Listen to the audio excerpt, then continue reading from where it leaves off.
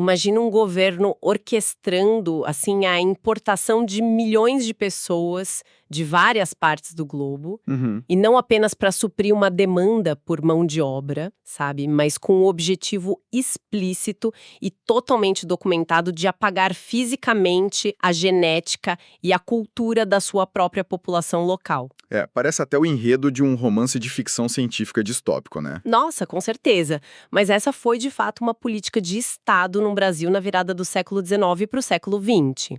Então, certo, vamos desempacotar isso? Vamos lá. Se a gente olhar para as nossas fontes de hoje, começamos com um estudo recente da Confederação Nacional da Indústria, a CNI, de 2021. Exato, um mapeamento bem completo. Sim, esse levantamento mapeia a riqueza do Brasil contemporâneo e mostra o estado de São Paulo, tipo, brilhando como grande farol industrial do país, mas ao mesmo tempo o estudo aponta uma descentralização fascinante na última década. A atividade fabril tem migrado bastante, né? Exatamente, tem ido para lugares como Manaus, no norte, e para o complexo de Suape, em Pernambuco, que já abriga cerca de 100 empresas. A indústria está se movendo, mas a raiz de todo esse poder econômico continua ancorada lá no Sudeste. Uhum, sem dúvida. E a nossa missão nesta exploração de hoje é justamente investigar os alicerces desse mapa. Queremos entender como essa concentração gigantesca de riqueza se consolidou e, o que é mais importante, qual foi o custo humano, social e, sangrento dessa chamada modernização. Essa é a fundação que muitas vezes fica meio invisível, sabe? Quando a gente celebra os números do progresso industrial. Sim, a gente só olha para os prédios prontos, né? Pois é. Olhar para a pujança dessas fábricas modernas de hoje exige entender que a transição da monarquia para a república no Brasil, lá no final do século XIX, passou longe de ser uma democratização mágica ou inclusiva. Longe mesmo. O país mudou o formato do regime político, sim, mas a estrutura de poder continuou rigidamente controlada por uma reduzidíssima elite agrária. Aquela elite protagonizada pelos grandes fazendeiros de café. Exato. E foram esses fazendeiros que começaram a pegar os lucros astronômicos das exportações agrícolas e a reinvestir nas primeiras fábricas e infraestruturas urbanas. A questão é que, enquanto a elite desenhava uma fachada de modernidade, existia um outro Brasil. Um Brasil bem diferente. Nossa, estávamos falando de 17 milhões e 500 mil brasileiros vivendo de forma absolutamente precária, sem acesso a terras, sem direitos e, assim, sem qualquer assistência do poder público. Nossa, e é aí que entra uma contradição lógica que eu achei brutal nas fontes. Qual parte, exatamente? Pensa bem, se o dinheiro do café, que era essencialmente uma economia de latifúndio escravocrata, fundou essas novas indústrias, quem era a força de trabalho nesse Brasil que acabava de abolir a escravidão? Ah, sim, a grande questão da mão de obra. Pois é. A Lei Áurea, a famosa Lei Imperial número 3.353, extinguiu a posse de seres humanos no papel. Mas o que as fontes mostram é que a população negra recém-liberta foi simplesmente abandonada. Deixada à própria sorte. O Estado não desenhou nenhuma política de inserção, nenhuma distribuição de terras, absolutamente nada. A resistência e a denúncia existiam, claro, a gente vê jornais criados pela própria comunidade negra, como o jornal O Bandeirantes, que surgiu em 1919. Uma resistência super importante. Sim, mas a resposta da elite intelectual e política no comando foi perversa, sabe? Em vez de assumirem a responsabilidade pelo abismo de desigualdade que eles mesmos construíram durante séculos, eles decidiram culpar a própria população negra pelo atraso do Brasil em relação às nações industrializadas. E o que é fascinante aqui é como essa elite buscou avidamente um verniz pseudocientífico no exterior. Para tentar justificar o injustificável, né? Exatamente. Eles queriam legitimar um preconceito que era puramente econômico, interno. Naquela época, circulavam na Europa diversas teorias raciais. Teorias que é crucial frisar, não tinham qualquer base científica real, sabe? Nenhuma. Zero bases. Zero.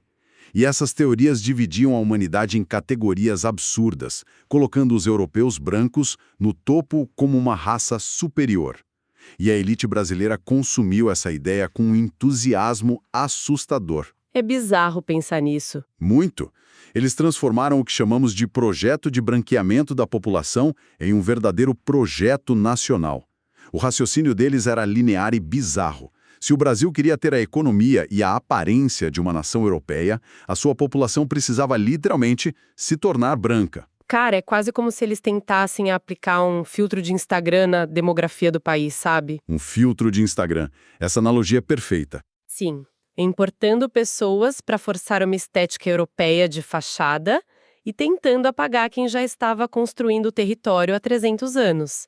E as fontes trazem um exemplo visual chocante disso. Ah, você diz a pintura, né? A pintura A Redenção de Cam.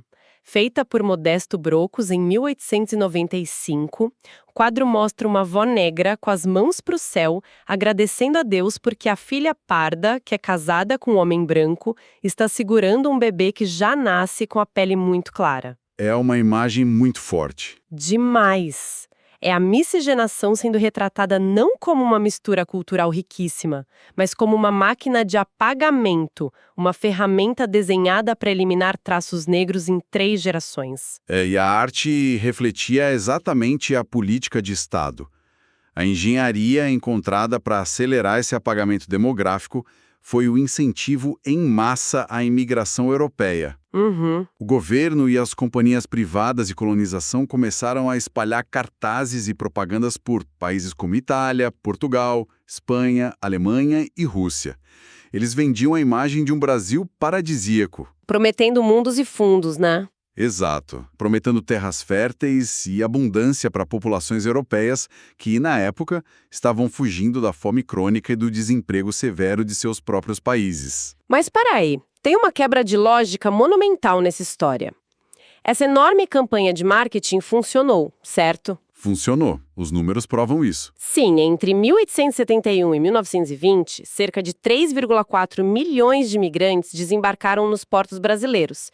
Mas as condições que eles encontraram nas fazendas de café de São Paulo foram tão desumanas que os consulados europeus começaram a receber avalanches de denúncias. Muitas denúncias mesmo. Para se ter uma ideia, só no ano de 1897, 35 mil imigrantes fugiram de volta para a Europa. A minha confusão é, se o projeto mestre dessa elite era justamente povoar o Brasil com europeus para branquear o país, por que eles tratariam esses imigrantes com tanta brutalidade a ponto de fazê-los fugir? Pois é. Isso não sabotava o próprio plano racista deles? Sabotava. Mas a ganância pura e simples acabou atropelando o próprio projeto ideológico. A mentalidade do latifundiário não sofreu tipo uma atualização de software só porque o regime virou uma república, sabe? Ah, claro. Ou porque o trabalhador agora tinha sotaque italiano. O autoritarismo e a lógica da exploração total continuaram operando livremente. A engrenagem que eles criaram para manter o europeu preso na fazenda foi a chamada escravidão por dívida. E como funcionava essa matemática da dívida na prática? Era uma armadilha perfeita. O imigrante chegava achando que a passagem de navio estava paga. Mas, ao pisar na fazenda, ele já descobria que devia o custo da viagem inteira ao dono das terras. Nossa, já começava devendo. E não parava por aí. As fazendas ficavam super isoladas. O trabalhador e a família dele eram obrigados a comprar ferramentas, roupas, todos os alimentos, tudo no armazém da própria fazenda. Que pertencia ao próprio patrão, claro. Lógico. E os preços nesses armazéns inflacionavam de forma totalmente abusiva. E o contador? Era empregado do fazendeiro. Então, no final do mês, o salário gerado pela colheita do café nunca, matematicamente, cobria o consumo no armazém e a parcela da passagem. A dívida só crescia. Só crescia. E se o imigrante tentasse ir embora, ele era considerado um criminoso fugindo de uma dívida.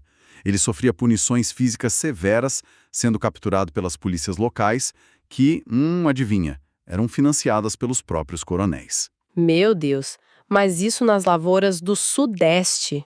Só que a distribuição geográfica dessa imigração também esconde outra tragédia, certo? Sem dúvida, especialmente no Sul.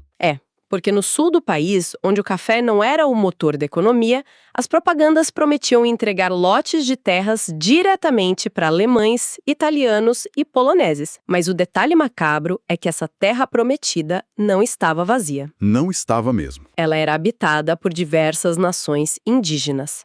Como o Estado resolveu o, entre aspas, problema de ter nativos na terra que eles queriam dar para os europeus? Resolveu através do extermínio financiado.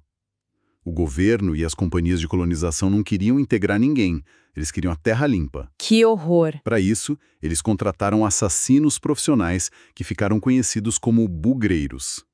A função dessas milícias financiadas era entrar nas matas e massacrar populações indígenas inteiras, como foi o caso dramático da etnia Xokleng, por exemplo. Nossa! Então, o ciclo da violência gerada por essa transição econômica engoliu todo mundo que estava fora do núcleo de poder. Escravizou o imigrante através da matemática da dívida e derramou o sangue dos povos nativos para limpar o mapa. E com o campo se tornando um ambiente totalmente insuportável, seja pela violência direta ou pela fome, a consequência mecânica disso é o êxodo, né? As pessoas precisavam sobreviver. Sim, elas começaram a fugir desesperadamente para os centros urbanos. E essas cidades estavam mudando muito rápido, porque, como a gente mencionou, os barões do café começaram a pegar os lucros bilionários das exportações e a injetar na criação de indústrias. É um salto impressionante de infraestrutura. Demais. Para nossa audiência ter uma noção do salto, em 1907, o Brasil tinha cerca de 3.120 indústrias.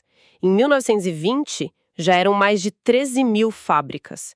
O eixo do poder financeiro começou a se deslocar do Rio de Janeiro para São Paulo. Impulsionado por olarias, fábricas de calçados, né? Isso, e gigantes têxteis também, como a Brasital. Só que o capital mudou de roupagem, de agrário para industrial. Mas a relação com quem produzia a riqueza, essa não mudou. As pessoas fugiam da miséria das fazendas apenas para encontrar um verdadeiro pesadelo de concreto nas cidades. O ambiente das primeiras fábricas era de total desregulamentação. A gente está falando de jornadas de trabalho exaustivas de até 16 horas por dia. Não havia direito a férias, nem descanso remunerado. Nem licença médica se alguém se machucasse, né? Nada, nem licença médica em caso de mutilação pelas máquinas. Nossa, e o detalhe mais cruel dessa lógica industrial inicial é quem eles preferiam colocar na linha de montagem. As fontes apontam que as fábricas davam prioridade para a contratação de mulheres e crianças. Sim, crianças de 6 anos de idade. É revoltante. Crianças de apenas 6 anos operando teares pesados o dia inteiro. E qual era o mecanismo por trás disso? Puro corte de custos e controle social. Mulheres e crianças recebiam uma fração mínima do salário de um homem adulto e, na visão dos supervisores, eram, mais fáceis de controlar através de castigos físicos dentro das fábricas. Exato. E quando essa massa de operários exaustos saía do trabalho, eles não tinham para onde ir. Então se amontoavam nos chamados cortiços. Lá no centro das grandes capitais. Isso. Habitações coletivas, insalubres, sem nenhum saneamento básico. E, se conectarmos isso a um quadro mais amplo, podemos observar como o conceito moderno de gentrificação já nascia ali. Nossa, sim. E não como um acidente de mercado, mas como um projeto deliberado do Estado. Aquela mesma elite que tentou importar europeus para branquear a população, agora olhava para os cortiços e sentia repulsa. Eles queriam que capitais como o Rio de Janeiro tivessem a estética de uma capital europeia. Daí entra o prefeito do Rio. Exato, o Pereira Passos. Ele lançou em 1902 um projeto brutal de remodelação urbana que visava transformar a cidade na Paris dos trópicos. O famoso projeto que a população apelidou de Bota Abaixo. Eles queriam a beleza e a amplitude das avenidas parisienses, então o governo federal simplesmente mandou destruir os cortiços da região central para abrir espaço para a construção do Teatro Municipal e da Biblioteca Nacional. Destruição pura e simples. Sim, só que eles esqueceram, ou melhor, ignoraram intencionalmente que por trás de cada avenida bonita havia milhares de famílias de operários perdendo seus únicos tetos. E como não tinham dinheiro para ir para outro lugar, essas pessoas pegaram os restos de madeira e telhas e subiram os morros vizinhos. Formando a geografia que a gente conhece hoje. Nascia ali como uma resposta direta à expulsão do centro, a estrutura das favelas modernas.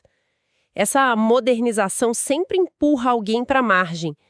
Diante de tudo isso, da exploração extrema nas fábricas e da destruição das casas nos centros, como essa panela de pressão monumental não explodiu antes? Mas a verdade é que ela explodiu. Explodiu. Explodiu e de várias formas. Os imigrantes operários que vieram da Europa trouxeram na bagagem não só a força de trabalho, mas também uma forte cultura de organização política. Eles introduziram ideias anarquistas e socialistas que já fervilhavam lá no velho continente. Ah, claro, a base sindical. Isso. Logo, os primeiros sindicatos começaram a se formar no Brasil. Ferramentas de mobilização como o jornal operário A Greve, lá no Ceará, começaram a circular e a conscientizar os trabalhadores. Uhum. Esse caldo de insatisfação culminou, por exemplo, na gigantesca greve geral de 1917 em São Paulo. E como o Estado reagiu? Não com mesas de negociação, obviamente, mas tratando a greve exclusivamente como um caso de polícia, com muita repressão violenta. E essa desconexão entre o Estado e a população provocou reações até mesmo quando a intenção do governo parecia, na superfície, benéfica. Tipo a revolta da vacina no Rio de Janeiro, em 1904. Um caso clássico. O médico sanitarista Oswaldo Cruz recebeu a missão de erradicar surtos letais de febre amarela e varíola. Do ponto de vista científico, a vacina era a salvação. Mas e o método aplicado? O método foi um desastre social. Total. O governo autorizou que agentes de saúde invadissem as casas das pessoas, muitas vezes quebrando portas, acompanhados de forças policiais armadas, sabe? Para vacinar homens, mulheres e crianças à força. E, além disso, criaram um sistema absurdo de pagar moedas para a população caçar ratos na rua para combater a peste bubônica. O que virou um caos absoluto. Imagina o caos. A população marginalizada, que era a mesma que havia acabado de perder suas casas no bota abaixo, sem acesso à informação e já cansada de apanhar da polícia, reagiu levantando barricadas nas ruas e enfrentando as tropas. 23 pessoas morreram e cerca de 900 foram presas. O cerne da revolta da vacina não era um movimento negacionista contra a ciência moderna. Era um levante visceral contra o autoritarismo. Era a exaustão de um povo que viu o Estado se comunicar apenas de duas formas, sabe? E quais seriam? Através da bota da infantaria ou do castigo físico. E essa incapacidade crônica do poder público de enxergar as classes mais baixas como cidadãos gerou rupturas ainda mais perigosas. E rupturas dentro das próprias Forças Armadas. Aqui é que a coisa fica realmente interessante. Vamos falar de 1910 e da revolta da Chibata. A Marinha do Brasil era tipo o espelho das contradições da elite. Eles compraram na Europa os navios encouraçados mais caros e tecnologicamente avançados do mundo na época. Uma frota impressionante. Mas, dentro desses navios ultra-tecnológicos, o código de conduta parecia do século XVI, sabe? A escravidão havia acabado há mais de 20 anos, mas os marinheiros de baixa patente, que eram quase todos negros ou pardos, continuavam sendo rotineiramente punidos com chibatadas nas costas. A estrutura era puramente racista e sádica. E o estopim dessa pólvora toda foi o caso do marinheiro Marcelino Rodrigues. Ele foi flagrado com bebida a bordo e feriu um oficial que tentou delatá-lo. Sabe qual foi a sentença? 250 chibatadas. Exato, 250 chibatadas aplicadas na frente de toda a tripulação. E o limite legal da época, que já era uma aberração, era de 25. O homem foi literalmente retalhado vivo. Foi diante dessa tortura institucionalizada que a tripulação finalmente disse basta.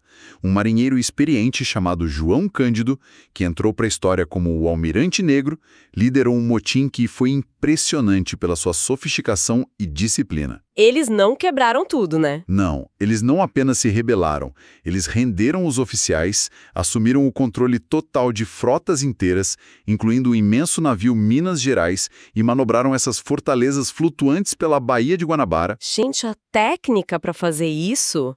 E aí eles viraram os gigantescos canhões apontando diretamente para o Rio de Janeiro, que era a capital federal. A exigência era dolorosamente simples. O fim absoluto dos castigos corporais e melhorias na alimentação. Básico do básico. Básico.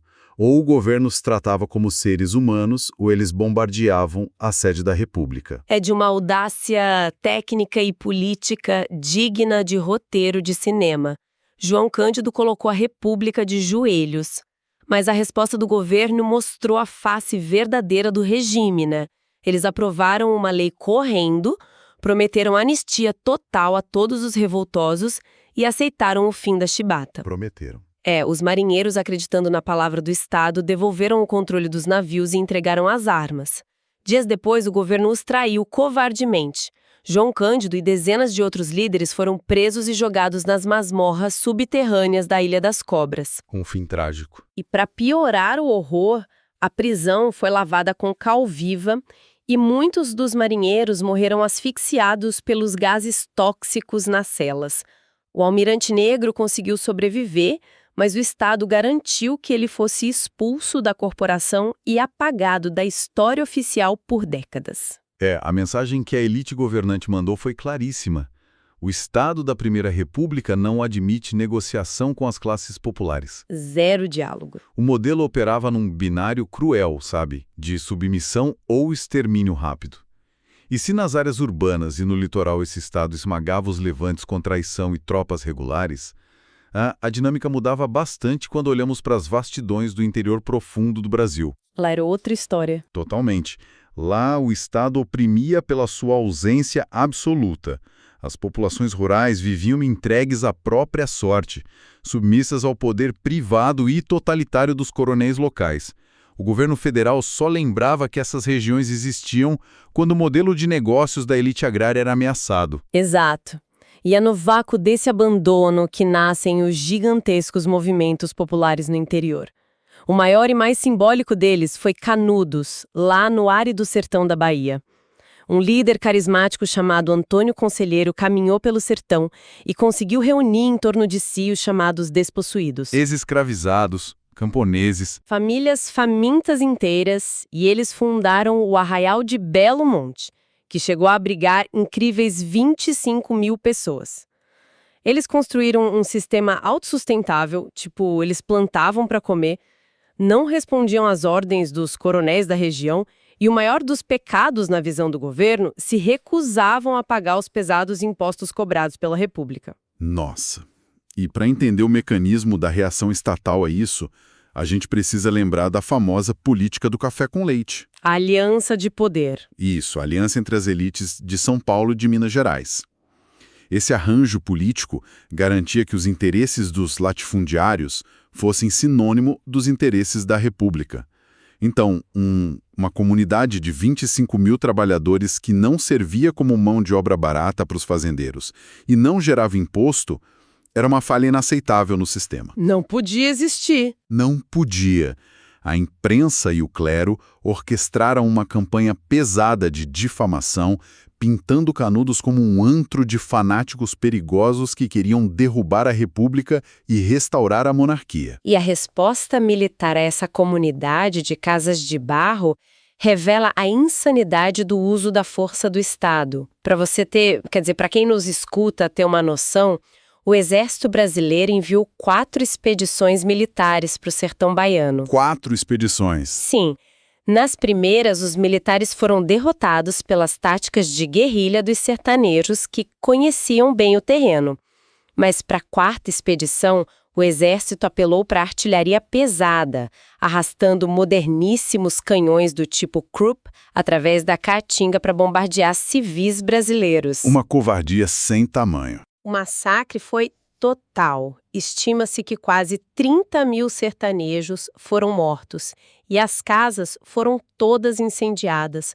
O Estado destruiu a comunidade para proteger o monopólio da terra dos grandes fazendeiros. E o que aprofunda nossa compreensão sobre essa engrenagem violenta é ver o mesmo roteiro se repetir, né, pouco tempo depois em outra ponta do mapa. Aonde? Lá na divisa entre o Paraná e Santa Catarina, de 1912 a 1916, no conflito que ficou conhecido como a Guerra do Contestado. E, mais uma vez, o estopim foi a terra e o capital estrangeiro. Sempre a terra. Sempre. O governo federal decidiu doar uma faixa gigantesca de território, uns 15 quilômetros de cada lado dos trilhos, para uma corporação norte-americana, a Brazil Railway Company, construir uma ferrovia e explorar a extração de madeira. Mas e quem morava lá? Aí é que está o problema lógico, né? Haviam milhares de pequenos camponeses morando lá. Eles foram sumariamente expulsos pelas forças da empresa e do governo, ficando totalmente sem ter para onde ir. E mais uma vez, a religião e o misticismo entraram como a cola que uniu os desamparados. Eles se organizaram em torno de uma figura messiânica, o monge José Maria. Igual Canudos. Exato. Mas quando os coronéis da região assassinaram o beato, a panela de pressão estourou e a rebelião armada começou. Sabe o que me deixa absolutamente assombrada na Guerra do Contestado? É, novamente, o nível de força tecnológica aplicada contra camponeses. É desproporcional. Esses camponeses lutavam usando foices, facões e velhas espingardas de caça. E o governo federal enviou tropas equipadas com as metralhadoras mais rápidas da época e, pasme, aviões. Aviões em 1912. Sim, foi a primeira vez na história militar do Brasil que aeronaves de guerra foram utilizadas. E foi justamente para realizar voos de reconhecimento e lançar bombas sobre cidadãos brasileiros miseráveis. O saldo foi outra carnificina, com cerca de 20 mil mortos. E olha, não parava por aí. Tem mais. Se fôssemos para o Nordeste, além dos movimentos messiânicos clássicos, como o do Padre Cícero em Juazeiro do Norte, que, aliás, ele conseguiu acumular tanto poder político atraindo refugiados da seca, que quando o governo tentou depô-lo militarmente em 1913, ele liderou um exército popular, venceu as forças federais e recuperou seu cargo de prefeito. Impressionante a força popular. Muito. Mas, além disso, havia também a resposta puramente violenta da Caatinga, o cangaço. Isso levanta uma questão importante sobre a gênese da violência no país, porque o fenômeno do cangaço não nasceu espontaneamente do vácuo, sabe? Ou de uma maldade inata das pessoas. Nasceu de onde, então? A gênese dele está na própria estrutura dos coronéis. Inicialmente, as polícias locais eram fracas, então os grandes latifundiários contratavam os chamados jagunços, que eram homens pobres, fortemente armados, para proteger suas propriedades e assassinar rivais ou camponeses rebeldes. Faziam o trabalho sujo? Exato. Mas, com o tempo, alguns desses grupos perceberam o poder de fogo que tinham em mãos e decidiram operar de forma independente. Eles não serviam mais aos patrões, eles começaram a extorquí-los. Ah, o jogo virou. Virou. E aí nasceram os cangaceiros, sendo o bando de Lampião o mais lendário de todos. Eles assaltavam cidades, saqueavam fazendas e exigiam dinheiro de proteção. Eram brutais, claro. Sim. Mas para uma parcela da população rural que passava a vida inteira sendo humilhada e pisada por coronéis intocáveis, ver um grupo de homens rasgando a lei e desafiando a elite, cara, isso tinha um apelo psicológico e um fascínio gigantescos. Nossa, sem contar a força da identidade visual deles, né? Era uma estética funcional e mística ao mesmo tempo. Aquelas roupas de couro pesadíssimas para proteger o corpo dos espinhos venenosos da vegetação da caatinga. Uma armadura do sertão. Perfeito. Chapéus adornados com dezenas de moedas, estrelas e medalhas de santos, que eles acreditavam ter o poder de, sabe, fechar o corpo contra os tiros da polícia. O embate entre os cangaceiros e as forças de segurança do governo, as chamadas polícias volantes, era uma guerra suja de emboscadas, onde a barbárie acontecia dos dois lados. Sem regras. Sim, com cabeças decapitadas de cangaceiros mortos sendo frequentemente exibidas em praças públicas como troféus pelas volantes. Enfim, o Brasil profundo jorrava sangue de norte a sul. Então, o que tudo isso significa? Temos o campo se afogando em sangue, as cidades estourando em greves fabris e o choque agressivo entre a velha economia agrária e as novas ambições urbanas. É muita pressão para um país só. Muita. Toda essa convulsão social monumental não podia ficar contida. Inevitavelmente, essa urgência de uma nova identidade iria invadir o campo das ideias. A arte também teve que explodir. Precisamente. Não se pode ter um país vivendo em tamanho grau de atrito, tensão econômica e derramamento de sangue, e esperar que a produção artística permaneça estática, né? Pintando aquarelinhas, né? Pintando aquarelas comportadas para decorar as salas de uma burguesia que sonha em ser europeia. O grito que estava entalado na realidade bruta do Brasil precisava de um megafone. E esse palco de ruptura foi montado em fevereiro de 1922. A famosa semana. Sim, em pleno coração da riqueza do café e da indústria nascente, lá no Teatro Municipal de São Paulo, que sediou a histórica Semana de Arte Moderna. Um marco. Nomes que mudariam o país para sempre, como os escritores Oswald de Andrade e Mário de Andrade, o compositor Heitor Villa-Lobos e artistas plásticos como Di Cavalcanti e a pioneira Anita Malfatti. Todos eles declararam guerra à estética importada. O objetivo deles era chocar a elite e obrigá-la a enxergar o Brasil real. E o embate entre a arte tradicional e essa nova visão foi agressivo muito antes da Semana de 22. As fontes narram que, lá em 1917, a pintora Anita Malfatti fez uma exposição em São Paulo trazendo para o Brasil a energia das vanguardas europeias, como o expressionismo, sabe? Com cores fortes, né? Isso, cores fortes e formas distorcidas, que fugiam daquele realismo acadêmico engessado. A reação da velha guarda ilustra perfeitamente a fratura do país. O consagrado escritor Monteiro Lobato publicou um artigo destruidor na imprensa chamado Paranoia ou Mistificação. Pegou pesado. Ele atacou o trabalho da Anita com extrema violência, chamando a arte dela de deformada e comparando com desenhos feitos por loucos em manicômios. Nossa. Esse ataque expõe o abrismo da época. De um lado, o conservadorismo tentando desesperadamente segurar a ilusão da Paris dos trópicos e do branqueamento. Do outro, uma juventude artística percebendo que essa identidade era totalmente falsa. E o golpe de mestre dessa nova geração veio alguns anos depois, em 1928, quando Oswald de Andrade publicou o Manifesto Antropofágico. Olha, o conceito da antropofagia criado por Oswald de Andrade é talvez a ideia mais brilhante já formulada para explicar a cultura nacional. É genial. Ele sugeriu que, em vez de rejeitarmos ou imitarmos a cultura europeia que nos foi imposta goela abaixo, nós deveríamos devorá-la, digeri-la internamente e regurgitá-la como algo completamente novo. Misturando tudo. Isso, misturando essa influência importada com as nossas profundas e indestrutíveis raízes indígenas e africanas. Sabe que é uma dinâmica que hoje a gente poderia comparar de forma muito clara com o conceito de um software de código aberto, o famoso open source. Ah, adorei a comparação. Em vez de apenas rodar o programa estrangeiro nos nossos computadores como ele veio de fábrica, a proposta antropofágica é pegar o código-fonte europeu, hackear as linhas, desmontar a programação e misturar com o nosso hardware local, com os códigos das matrizes africanas e indígenas. Para criar algo novo. Exato, compilar um programa totalmente novo, um sistema operacional que só roda no Brasil e que tem as nossas próprias regras. É a metáfora perfeita.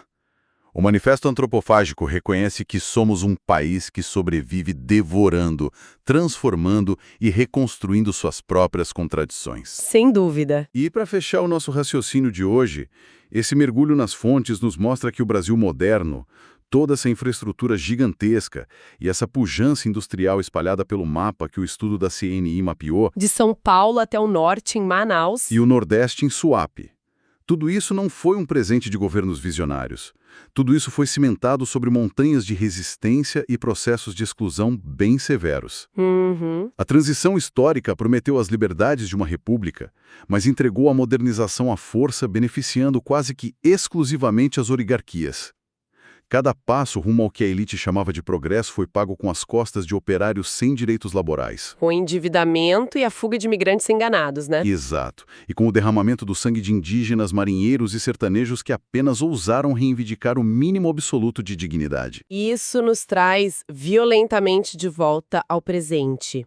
Porque a história, longe de ser apenas datas mortas, é a lente ótica pela qual a gente enxerga a nossa realidade de hoje. Com certeza. Nós olhamos para a arquitetura imponente, para as avenidas largas onde os carros fluem, para as indústrias operando a todo vapor em várias regiões e chamamos a soma disso tudo de civilização. E esquecemos o resto. Pois é. Mas, da próxima vez que a nossa audiência que nos escuta hoje for caminhar por um grande centro urbano do país, tente fazer um exercício mental. Olhe para os prédios e tente imaginar o que ou quem precisou ser derrubado, violentamente empurrado para as margens ou silenciado à força para que aquela rua estivesse exatamente ali. Uma reflexão necessária. O processo de modernização e o acúmulo de riqueza sempre cobram uma fatura altíssima na história de qualquer nação. A grande e perturbadora pergunta que fica ecoando nas esquinas do Brasil moderno é: no fim das contas, quem é sempre escolhido pelo Estado para pagar essa conta? Fica a reflexão.